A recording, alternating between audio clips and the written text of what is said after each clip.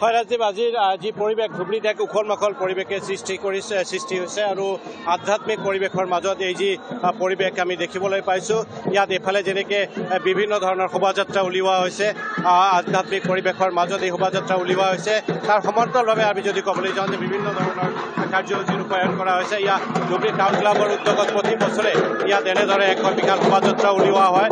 তাৰ যি এই মুহূৰ্তৰ দৃশ্য আমি দেখুৱাই ল'ব বিচাৰিছোঁ। ইয়াত এনেদৰে চাওক, এক বিশাল শোভাযাত্ৰা উলিওৱা হৈছে আৰু এই শোভাযাত্ৰাত এইফালে যেনেকৈ বহু লোকে অংশগ্ৰহণ কৰিছে, তাৰ সমান্তৰালভাৱে ইয়াত যি মন্ত্ৰৰ উচ্চাৰণ আমি দেখিবলৈ পাইছোঁ।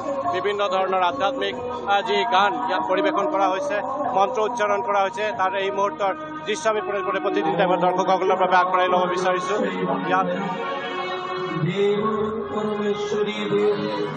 আদ্যাশক্তি মহা তৈলক্ষ্যভাবস্তুতে ধ্যান্তনং দেবানাং হিতায়ৈব নমস্তুতে মহাৰত্ৰে মহাঘোৰ পৰাক্ৰমে মহাবলে মহোৎসবে মহাভয় এফালে যেনেকৈ এনেদৰে মন্ত্ৰ উচ্চাৰণ কৰা হৈছে, তাৰ সমান্তৰালভাৱে আমি ৰাজীৱ যদি ক'বলৈ যাওঁ, ইয়াতে বিভিন্ন ধৰণৰ কাৰ্যসূচী ৰূপায়ণ কৰা হৈছে।